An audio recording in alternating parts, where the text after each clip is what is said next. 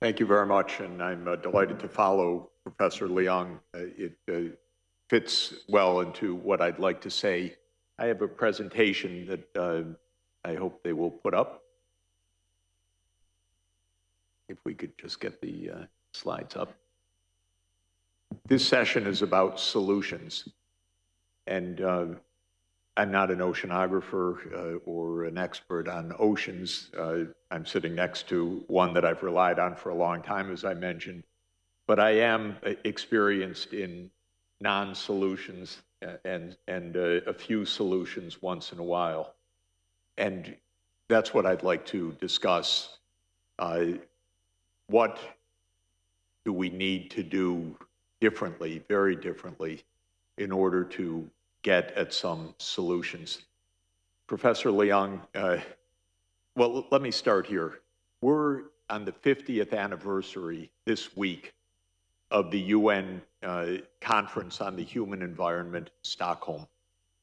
That was the first global diplomatic gathering that announced to the world that the economy and environment are on a kind of collision course. That was 50 years ago.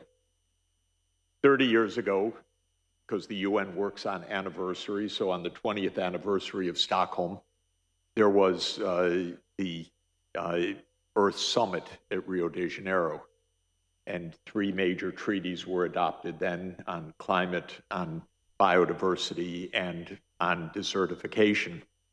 20 years after that was the Rio +20 Summit, very clever name, also in Rio, where the Sustainable Development Goal concept was adopted. Now we're 10 years after that. When Professor Leung spoke, he gave 2 examples of success, one of which isn't really a success. One is a success, that is the shift from chlorofluorocarbons. It's not a complete success. We shifted into a greenhouse gas, hydrofluorocarbons, but the ozone depletion was slowed substantially. The other was the ban of organotin compounds. I know almost nothing about organotin compounds, but they're for the paint on boat hulls. Whether that's a success or not seems to be debated. When I looked it up, it seems that the new chemicals that replace them are no good. They're very dangerous. So they are not really a success. This is stunning because there are not many other successes in 50 years. In 50 years onward from Stockholm and 50 years onward from Limits to Growth, which was published on March 2nd, 1972, and which warned of an overshoot just about now. We're in an overshoot just about now, with the really calamitous consequences already seen in some places, and maybe in the next 20 or 30 years, complete disaster. So we haven't changed course. There have been a few conferences now and then during those 50 years, a few proposals, a few suggestions, but nothing has really worked up until now. And that is what I want to speak about. So first of all, the oceans. This is one part of many, many environmental crises, of course. We're all discussing how important it is, but it is a profound crisis in its own right. And one of the reasons is we don't know what to do about the oceans. One theory of oceans is it's a free-for-all. Nobody owns them, so go do what you want with them. Mare Liberum was the great birth of modern international law, so-called. Grotius basically was saying to Spain, we're going to come into the waterways also, thank you. Spain cannot monopolize the waters, or Portugal can't monopolize the waters. But it meant we're going to do what we want. So it is really a free-for-all. Sometimes the Roman Empire said this is our sea, and maybe we can control within our territory. That can actually lead to some sustainability in some sense. If you think it's yours, maybe it can be protected, or it can mean we'll exclusively plunder this resource. What we haven't had is mare humanitum, that is the seas for humanity. We're still trying to reach a concept like that. I thought about how we are geopolitically engaged with the seas right now, aside from the topics we're talking about. It's rather striking. First, we're at war in a sea right nearby. And this is really a Black Sea war, in my interpretation. It's not really a Russia-Ukraine war. It is the Crimean War revisited. It is that the United States wanted to surround Russia in the Black Sea with a military alliance in Romania, Bulgaria, Turkey, Georgia, and Ukraine to bottle up Russia. That was the idea of the British Empire and the French Empire in 1853. We're doing the same thing. Russia is fighting back. This is just the Crimean War one more time. But it is a war over the sea. And that's why, interestingly, Russia's not really building a land bridge to Crimea. What it is doing is taking over the coast. It's trying to make Ukraine landlocked, which is a different thing. A land bridge would just be a corridor, but it's not a corridor. It is the littoral of the Black Sea. This is a war about the sea, actually. It's not portrayed that way, but it is about the sea. It's about who controls the Black Sea, which has been a fight that's gone on for 200 years. We have another struggle going on. This one I find really disturbing, and that is, lo and behold, there's some natural gas under the Eastern Mediterranean. Anyone who discovers natural gas is completely cursed, believe me. There's no way to avoid the curse. And suddenly, you dream of riches. And so suddenly, the Eastern Mediterranean is at each other's throats. President Erdogan said, Prime Minister Mitsotakis no longer exists in my mind last week, because they're struggling over the gas. And Mitsotakis mentioned that when he was in the United States, and then Erdogan said, you don't exist anymore, I disown you, or you're dead to me, he said in some phrase. Now, the irony of all of this is we don't want this gas. We were supposed to be decarbonizing. So what are we doing with new pipelines, new spills, new everything? But there's not one leader in this region that has said, leave it under the sea. Nobody. Everyone's saying, well, it's mine, I don't know, it's on the border, it's mine. Suddenly there's a scramble. So this is the second truth about the sea. There is no restraint at all. Third, if we don't have a war in the Pacific soon, we will be lucky. Because the United States is a Pacific power, and it is claiming that China is not a Pacific power. So, in other words, the US cannot understand why China thinks of itself as an Asian country. The US is an Asian country, of course. So it should have military bases all along the Indo-Pacific.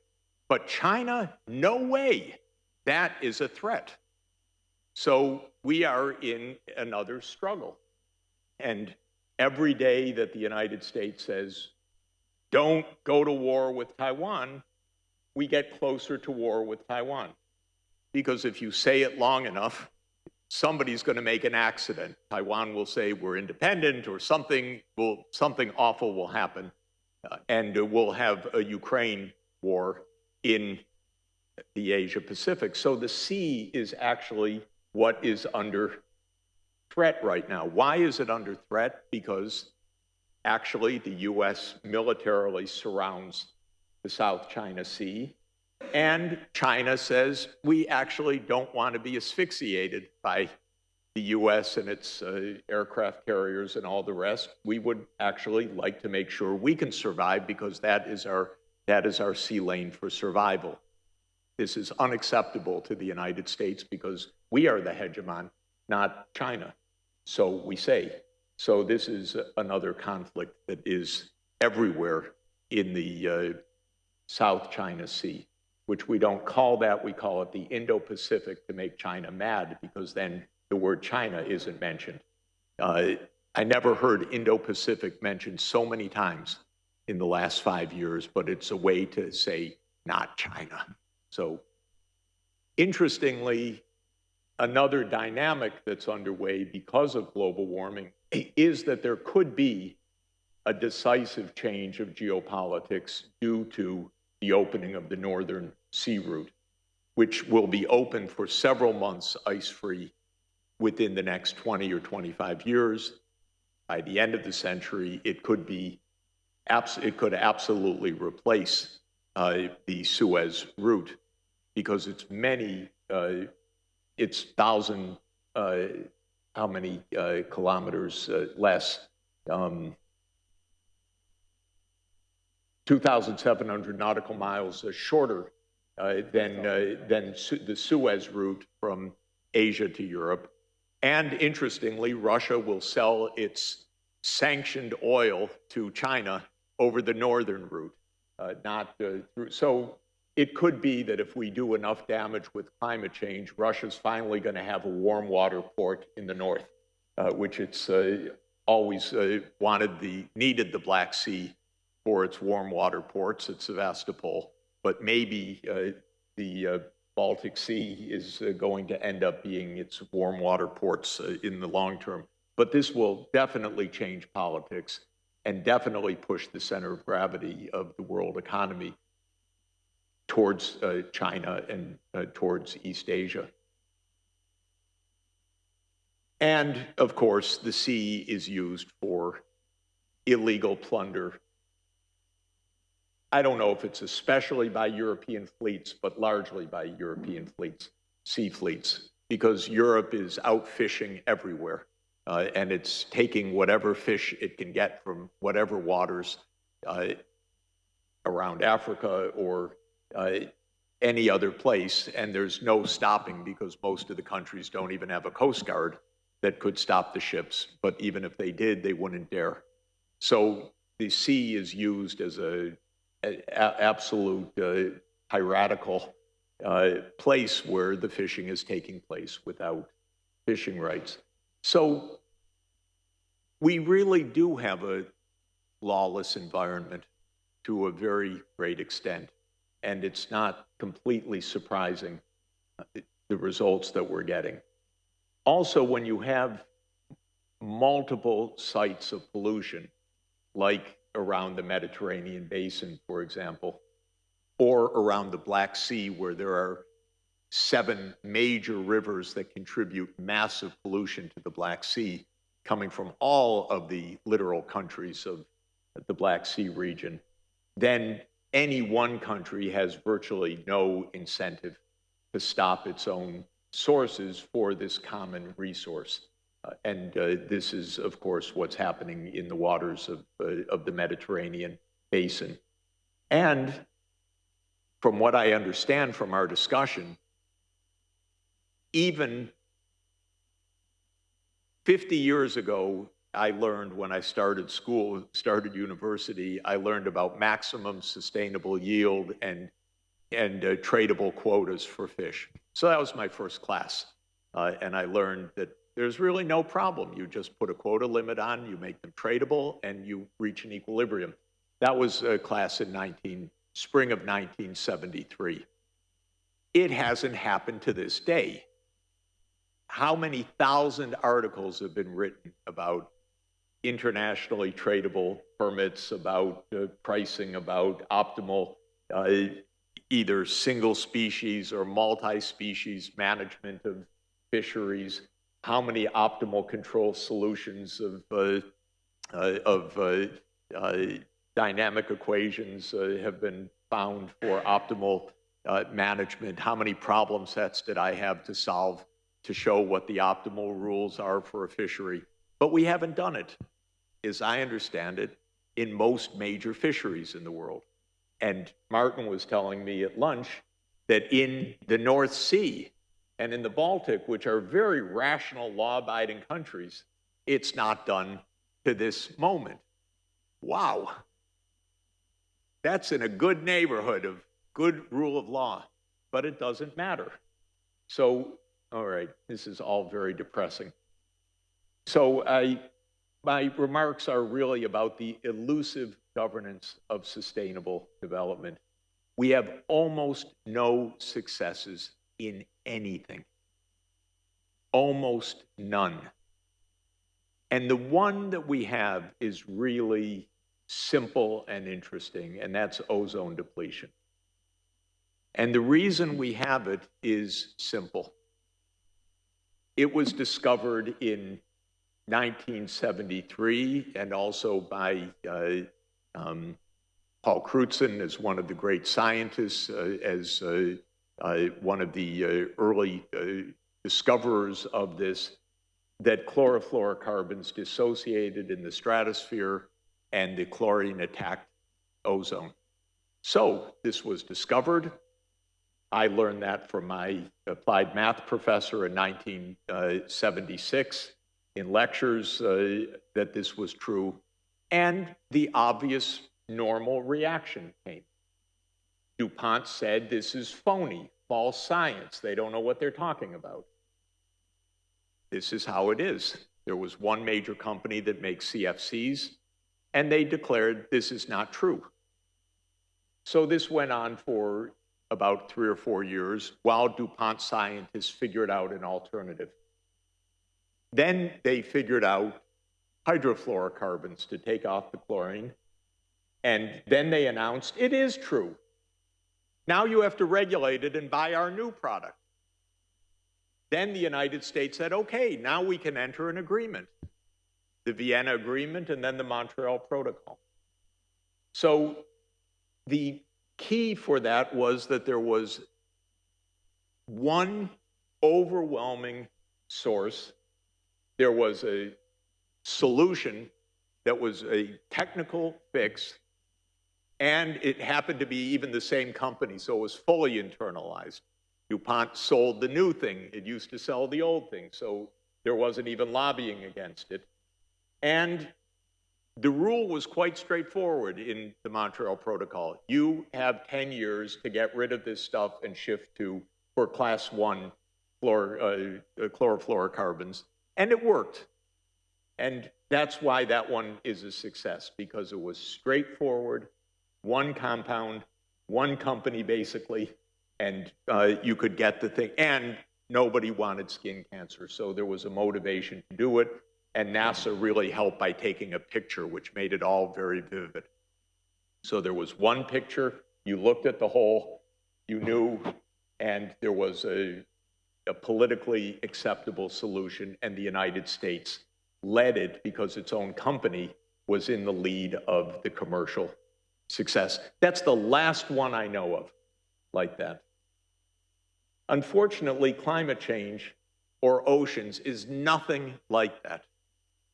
There's not one change. There are 1,000 changes. They're complicated.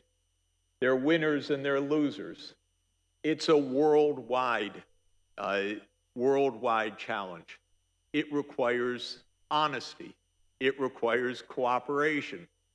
It requires all the things we don't know how to do. And so the United States on climate change has not voted one piece of legislation on climate change till today of any significance in 30 years, not a single law.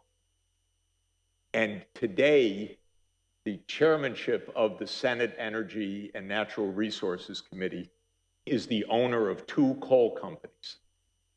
So that's Senator Joe Manchin. So my advice to you is don't hold your breath on the US doing anything, whether it's Biden or Trump or Obama, it doesn't matter. We're corrupt, we're broken, we are completely useless, and that is where the United States leads today. Okay, so What should we do? We don't know, because basically the politicians fail us everywhere because our politics is not geared towards global, long-term, science-based cooperative solutions. So we don't have structures that fit what we're aiming for. We do not have structures for the ocean. We do not have structures for greenhouse emissions. We do bits and pieces, we talk, we'll go to COP27 in a couple of months and so on, but we're not even turning the corner. What could we do? I don't know really, but just in terms of the structure of the problem, let me say a few things about the structure of the problem that we face. It's all obvious, but I just want to put the structure forward. First, nothing can be done without close cooperation among governments. So if the United States says we're in conflict with the autocracies of the world, we're in a struggle of democracies versus autocracies, give up, because they're not cooperating, they're playing games. Sorry. Maybe 2 more minutes. And even today, Biden invited the countries of the Americas, but he said, not that one, not that one, not that one, not that one. Then the Mexican president said, okay, I'm not coming. What kind of meeting is this? They can't even meet together. We can't have Nicaragua or Cuba or Mexico. We can't have them at the table. That's the mindset of this country. Okay.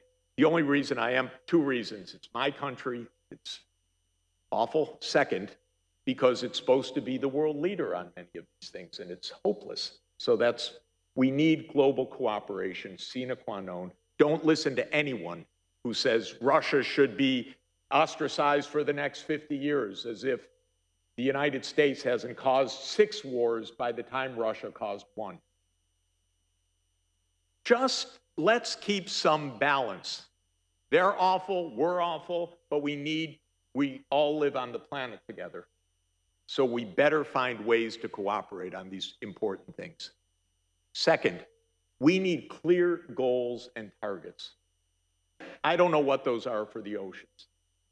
I know what it is for climate change because we reached the end of the line, and it is decarbonized by 2050. One sentence, finally we got there after 30 years. It used to be stabilize greenhouse gas emissions to avoid dangerous anthropogenic interference of the climate system. The public loved that one. All the politicians spent all their days arguing, what do you think is the concentration of dangerous anthropogenic gases? Of course, nothing. It meant nothing to anybody. But then they said, okay, 0 by 2050. That meant something. That actually is going to make some difference, by the way. It's clear, you can test it. It's not going to work exactly that way, but at least it's one thing. What is it for oceans? I don't know. Or what are the 5 things for oceans? Clear. Clear. I've spent 40 years now with politicians. They know no science. They're not interested. They don't have time. They don't want to solve problems especially, but they don't mind being told, do this specifically. And if it isn't too politically painful, they will do it. But what are you going to tell them? You can't tell them oceans are important.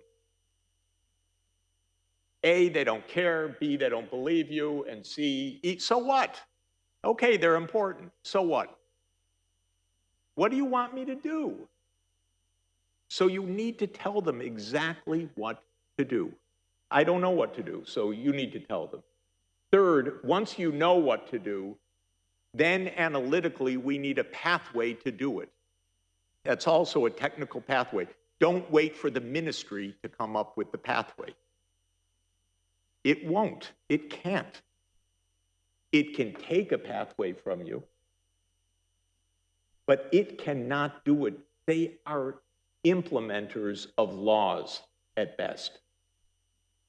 That's what public administration is. They are not designers of pathways.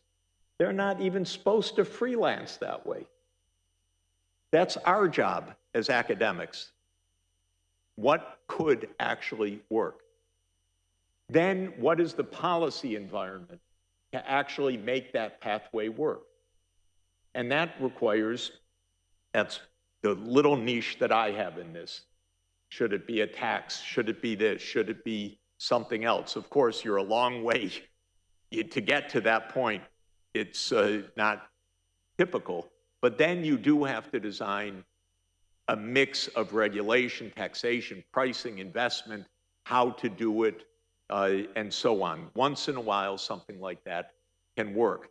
Then, of course, politicians are pretty good at, we need side payments, we need to help this one, we need to have a special fund to close down the coal mines or something like that. That's their element, how to buy off a constituency.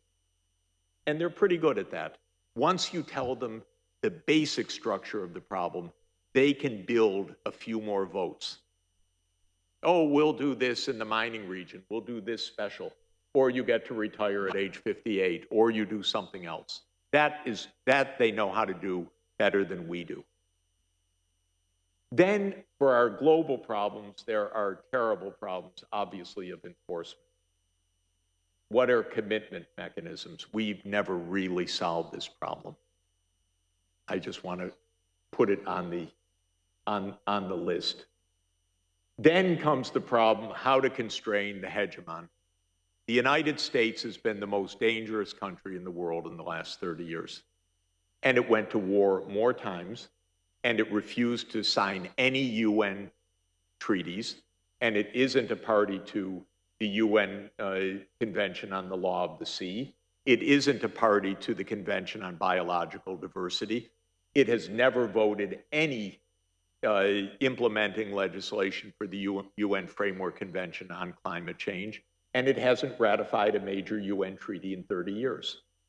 So, because it felt, we don't need that. We make the rules, not the UN. Of course, it's an illusion, but it is a question to ask.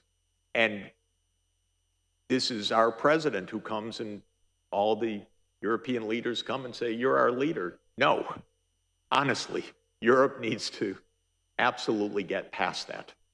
This is the main thing, is to say clearly there is no hegemon on the planet. We don't want US leadership, we want cooperation. We don't want any leader, we want countries cooperating around the table. Somebody has to say that now. I say that, yeah, absolutely. Then we need exactly the kind of project like the Professor Leong discussed. We need metrics, update, feedbacks, monitoring. That again is our job, or NOAA or scientific institutes and so forth, which are the only ones that can do that, or NASA or satellite observation systems and so forth. But we have to say, how is it going to be? Then ultimately, we need Pope Francis. That's the bottom line. We need ethics. We need the idea of global ethics. This is the most important point. We have to drill out of the world, honestly, the Anglo-Saxon idea that this is about will and power. Because Anglo-Saxon ideology does not even contemplate the idea of the common good. It's not part of it. We have the invisible hand, we have competition, we have other things, but common good, the first thing you're told is what Mrs. Thatcher said, there is no society, they're just individuals. This is what we learn.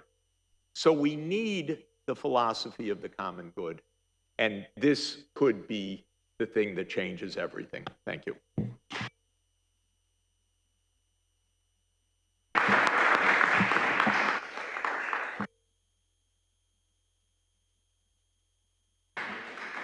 Thank you, Jeff, for this defense of Aristotle and Pope Francis.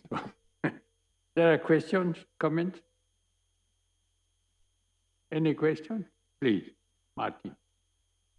Maybe less a question than a comment. I think, Jeffrey, you're quite right to point out opportunities that haven't been as visible as they should have been, but I don't think we should come away and saying nothing has been accomplished. In fact, quite a few things have been accomplished that we can build upon, but the major breakthroughs that you are asking for have probably not been quite there. But there are some very clear policy statements out there. One is to remove all the subsidies from fisheries. We discussed that before. It's a clearly articulated, it's in front of Utah, it's discussed in UN circles, and leaders are maybe close to actually probably contemplating it. So there's some area there. Another area where there is an agreement, fortunately, happening not just about the ocean, but it's on plastics. I mean, UNEA, as you know, started the process. That's huge. I mean, we haven't even considered that 20 years ago. Well, what's the fate of it? How effective it's going to be, we'll have to see. But at least there's some elements there. The Marine Protected Area agenda has been advancing. In fact, progress has been made over the last 20 years. You can always nitpick on how it's exactly done. But there's good proposals out there, the 30 by 30 by 30 goal, which includes the ocean. And it has actually caught up with many leaders that that's something they can actually do. So I'm just want to say, and then there's some other areas around that that are working.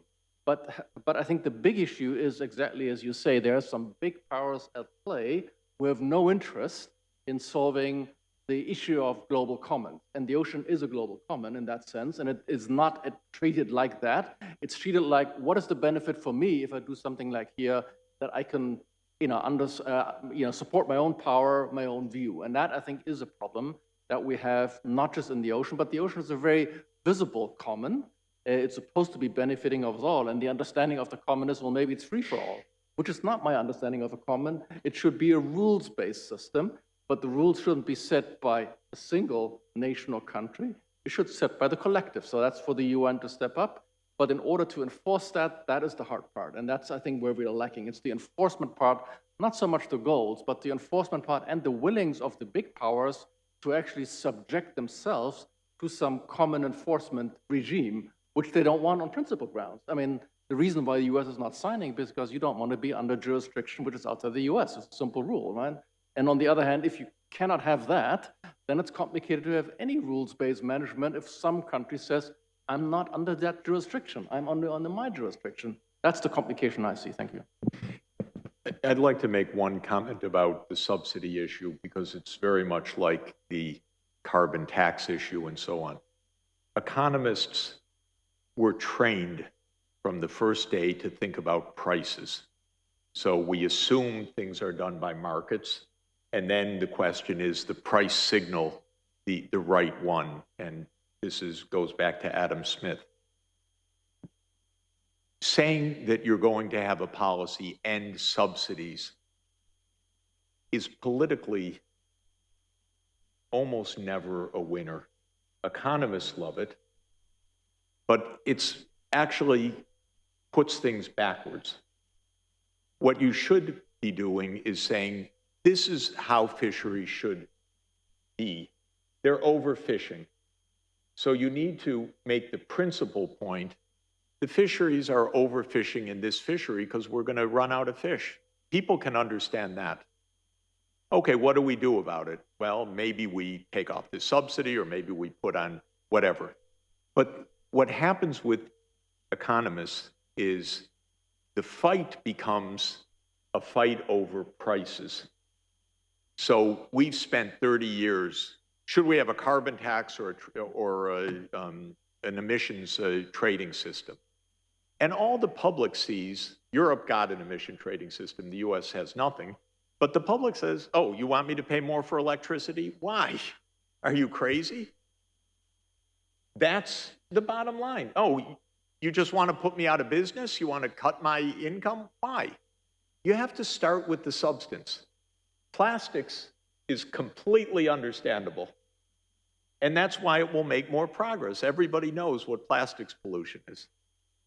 And 30 by 30, at least it doesn't mean anything to people, but if you make it visible, it could possibly mean something. When Ed Wilson said half the planet, people could kind of understand that. But subsidy, that's the policy thing, 8th on the list. You know, once you say, what should we do? Then you get what tool can we use to do it. and it becomes a technical issue, I generally like quantity limits because people understand those better, actually, and they're easier to put politically than just saying we're going to take your income away, which communities don't, I mean, fishermen don't like very much and are able to resist usually. So just it's a comment of pure tactics.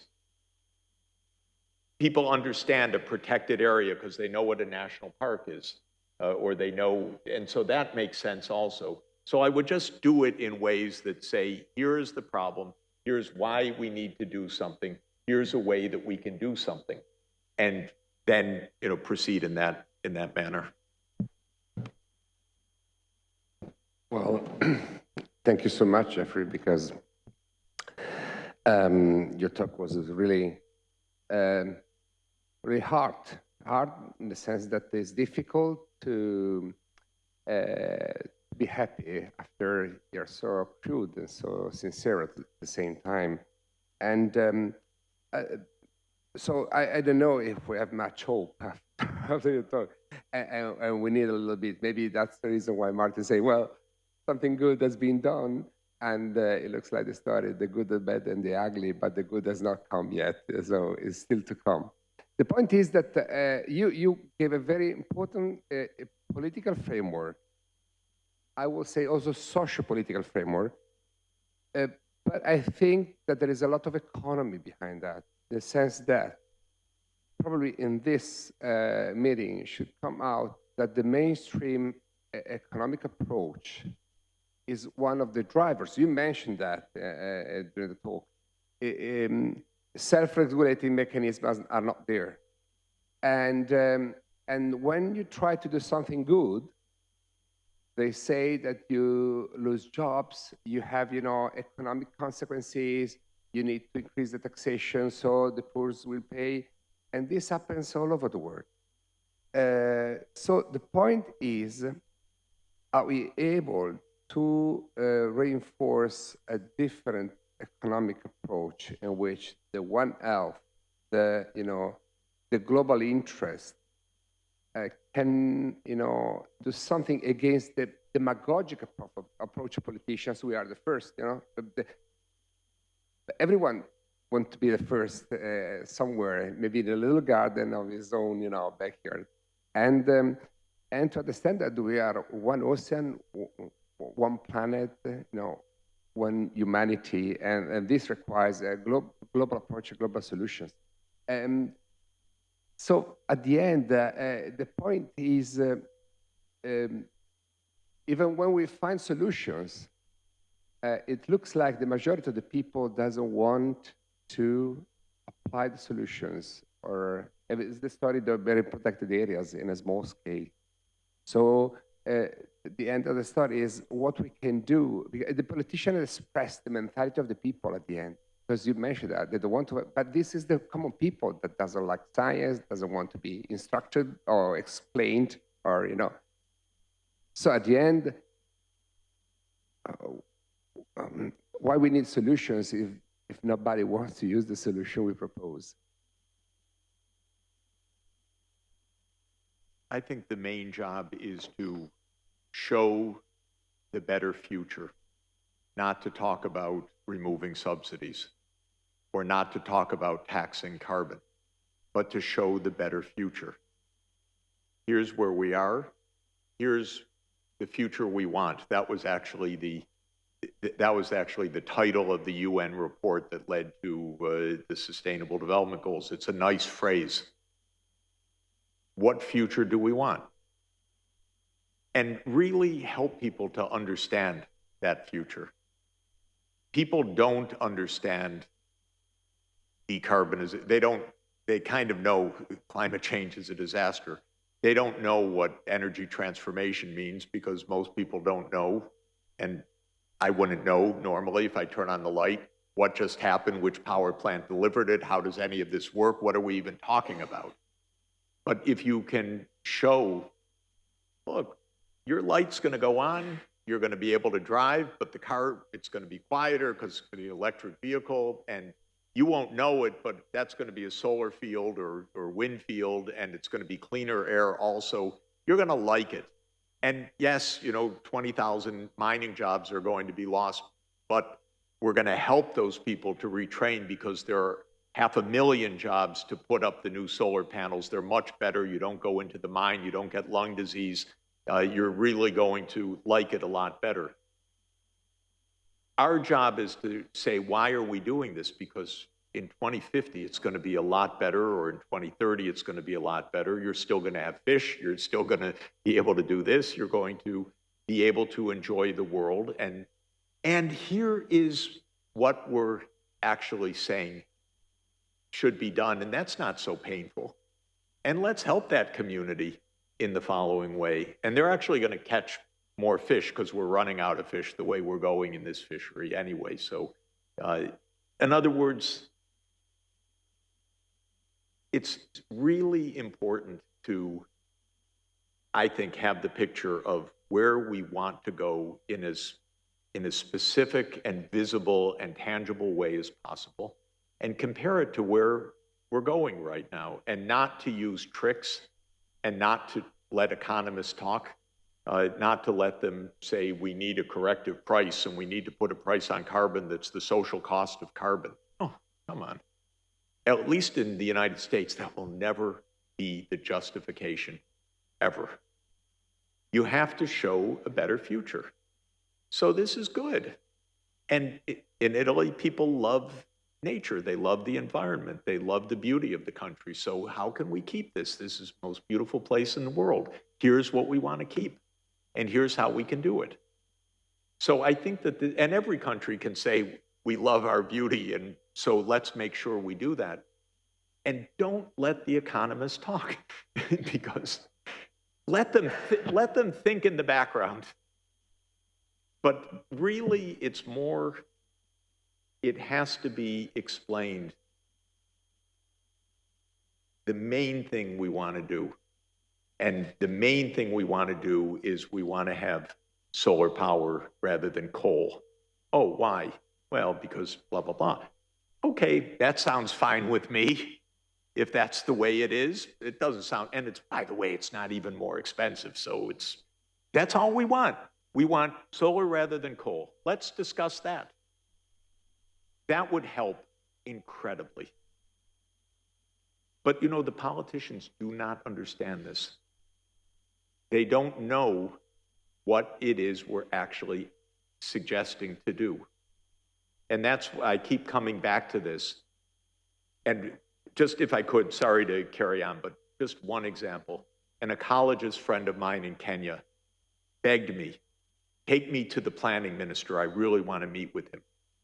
It was a disaster because he came, a Kenyan ecologist, very smart, and met the minister. Minister, the environment is incredibly important. Yes, what would you like me to do? I'd like you to know, Minister, how important the environment is and how it's being degraded. Yes, what would you like me to do? This went on like this. I want you to make it important. I want you to make sure that you're considering it. Yeah, okay, but what do you want me to do? No answer. And then we walked out, and the minister said, what was that?